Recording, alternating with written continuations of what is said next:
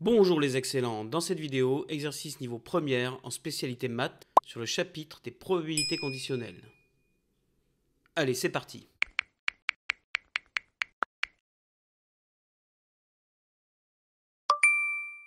Alors on a ici un exercice tout à fait classique qui est en fait tiré du baccalauréat mais qui est quand même du programme de première. On a éliminé les parties qui concernaient la terminale.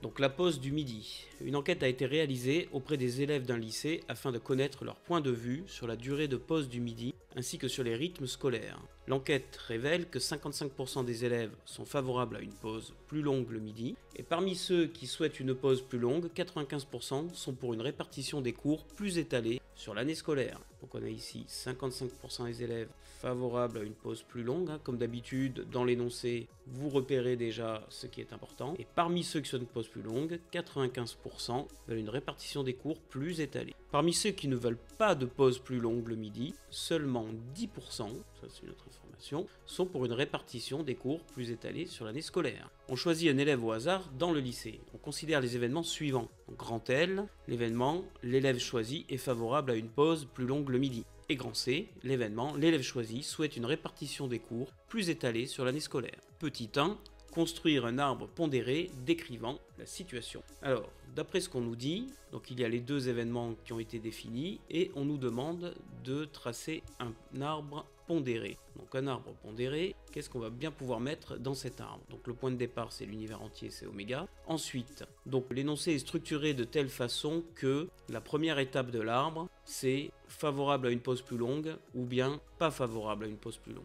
Donc ceux qui sont favorables à une pause plus longue, on sait qu'il y en a 55%, donc on va dire 0,55, c'est 55 divisé par 100, et donc ça, favorable à une pause plus longue, c'est l'événement L. Et donc en face, on a évidemment l'événement contraire, L bar, et vous remarquez qu'on ne nous a pas dit combien de pourcentage n'était pas favorable à une pause plus longue. Pourquoi on ne l'a pas dit? Parce qu'évidemment, on peut le déduire. S'il y a 55% des élèves qui sont favorables, c'est que 45% n'y sont pas favorables. Donc ici 0,45. On vérifie également que la somme des deux probabilités sur ces deux branches donne bien 1. Et ensuite, deuxième étape, parmi ceux qui sont favorables, 95% veulent une répartition plus étalée, donc 95% correspondent ensuite à une bifurcation vers un événement C. Donc parmi ceux qui sont favorables à une pause plus longue, eh bien il y a 95%, donc 95 divisé par 100, soit 0,95, qui souhaitent des cours plus étalés sur l'année scolaire. Et donc en compensation,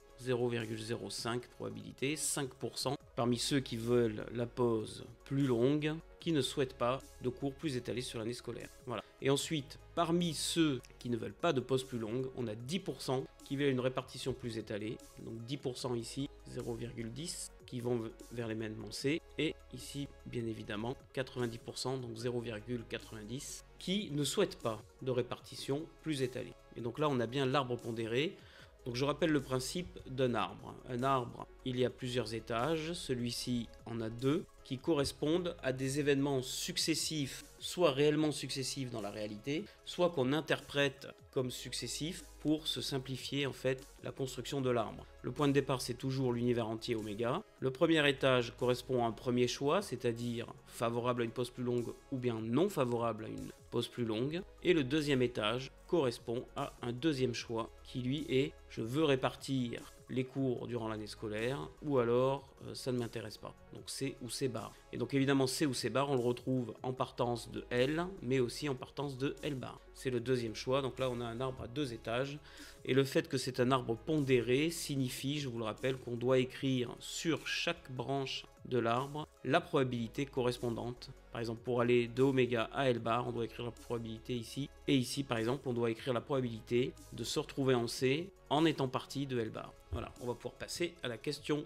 2.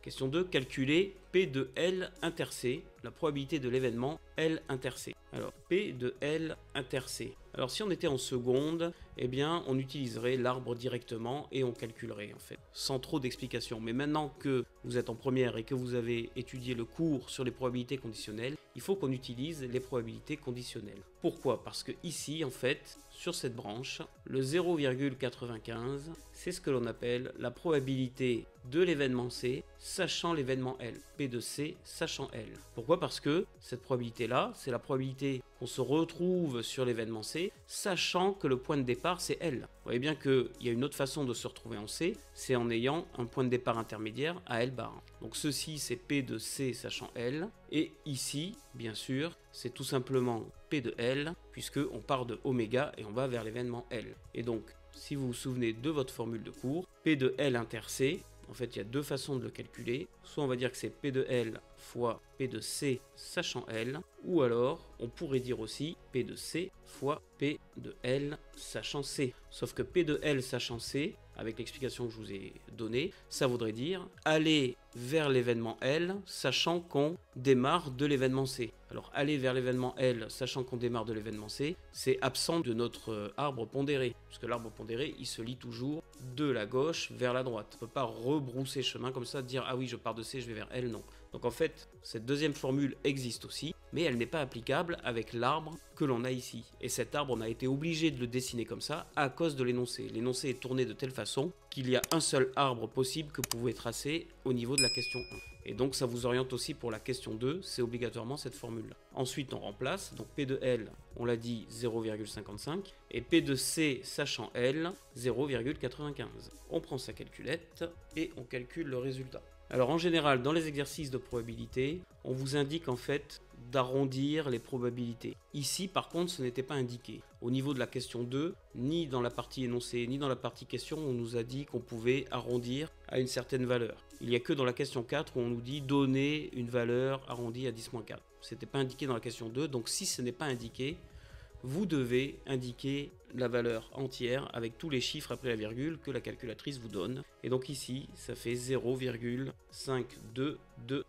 Voilà, 0,5225. Ceci répond à la question 2. On va pouvoir passer à la question 3.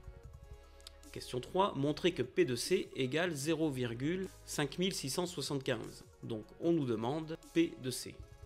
Alors comment on va calculer P de C ? Évidemment, P de C, nous n'avons pas l'information directement dans le tableau. Pourquoi ? Parce que l'événement C, on voit qu'il est à la fois ici et là. Donc il n'y a pas de branche qui va directement de oméga vers C. Il y a finalement deux branches, une qui va vers C en étant passée par L et une qui va vers C en étant passée par L bar. Alors ici, vous devez utiliser une formule que vous avez vue dans votre cours qui s'appelle la formule des probabilités totales. Donc on doit dire d'après la formule des probabilités totales. Mais avant d'écrire cette formule des probabilités totales, il faut se souvenir des conditions d'application. On doit avoir ce qu'on appelle une partition de l'univers oméga. Donc on peut le préciser soit avant de démarrer la phrase comme ça, soit au milieu de la phrase. Une partition, ça veut dire quoi ? Ça veut dire qu'il faut plusieurs événements où on peut dire bon ben c'est soit l'un, soit l'autre, soit le troisième, etc. sans qu'il y ait de recoupement possible. Donc ici la partition c'est quoi ? C'est L et L bar. C'est-à-dire que soit on est dans l'événement L, l'élève choisi est favorable à une pause, soit on est dans l'événement L bar. L'élève choisi n'est pas favorable à une pause plus longue. On ne peut pas être ni à la fois dans l'un et l'autre, parce que c'est L et L bar, et il n'y a pas d'autres possibilités non plus, puisque c'est L et L bar. Il n'y a pas de troisième choix possible au niveau de on veut plus long ou pas plus long. Donc d'après la formule des probabilités totales, L et L bar constituant une partition de oméga. Alors, pour info quand même, en première et même en terminale, dans la très grande majorité des cas, pratiquement systématiquement, c'est toujours un événement et son contraire pour parler d'une partition. Quand on a un événement, n'importe quel événement, grand A et grand A bar constituent toujours une partition. Donc ça, vous êtes assez tranquille de ce point de vue-là. Quand vous voyez L et L bar, on peut dire ok, L et L bar constituant une partition de oméga. On a donc P de C égale P de C inter L plus P de C inter L bar. Alors, une remarque entre parenthèses, C inter L, c'est la même chose que L inter C. Et C inter L bar, c'est la même chose que L bar inter C. Quand on a inter ou union d'ailleurs, peu importe le sens dans lequel on met, A union B, B union A, c'est la même chose, de la même façon avec les inter. Alors, P de L inter C, on l'a déjà calculé, c'est 0,5225. Donc à la rigueur, on peut se le réécrire directement. Et P de L bar inter C, eh bien on va le calculer avec bien sûr la même formule qu'on a utilisé à la question 2 en l'adaptant bien évidemment. Donc c'est P de L bar fois P de C sachant L bar. Donc ici on se recopie le 0,5225. P de L bar, on en revient à notre arbre pondéré, c'est 0,45. Et P de C sachant L bar, c'est donc la probabilité d'aller vers l'événement C, sachant qu'on arrive de l'événement L bar, eh bien c'est 0,10. Ce qui nous donne 0,5225 plus 0,045. Et à l'aide de la calculatrice, par exemple, on calcule que ça nous donne 0,5675. On vérifie que c'est bien ce qu'on nous a demandé, 0,5675, c'est bien ça. On va pouvoir passer à la question 4. Question 4, calculer P de L sachant C. Alors comme je vous l'ai dit tout à l'heure, P de L sachant C, eh bien ça n'apparaît pas dans cet arbre, puisque l'arbre est constitué de telle façon qu'on ne voit pas comment on peut aller à l'événement L, sachant qu'on arrive de l'événement C. Puisque sachant qu'on arrive de l'événement C, c'est un peu à cheval entre ces deux trucs-là. Bref, ça ferait remonter l'arbre, ce n'est pas possible. Cette information n'est pas dans l'arbre. C'est pour ça qu'on nous demande de la calculer. Calculer P de L sachant C, la probabilité de l'événement L, sachant que l'événement C est réalisé. En donner une valeur arrondie à 10 puissance moins 4. Alors, pour ça, c'est très simple. On va utiliser la formule que vous avez vue en cours, qui nous dit que P de L sachant C, c'est P de L inter C sur P de C. P de L inter C, on l'a déjà calculé, 0,5225. Et P de C, on vient de le calculer, c'est 0,5675.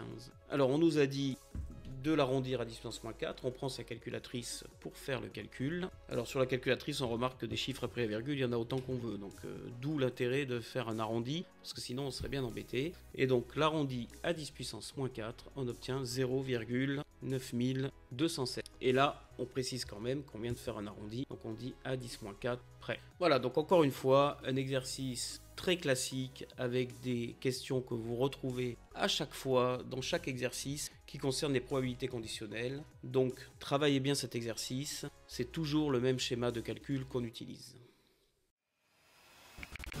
Puisque tu as aimé cette vidéo, je te mets ici la playlist correspondante et un lien vers une autre vidéo qui devrait t'intéresser. Pour devenir excellent dans n'importe quelle matière scientifique, abonne-toi et prends un cours particulier à distance avec moi, tu vas exploser ta moyenne. Et n'oublie pas, pour devenir excellent, c'est Lucien Prof.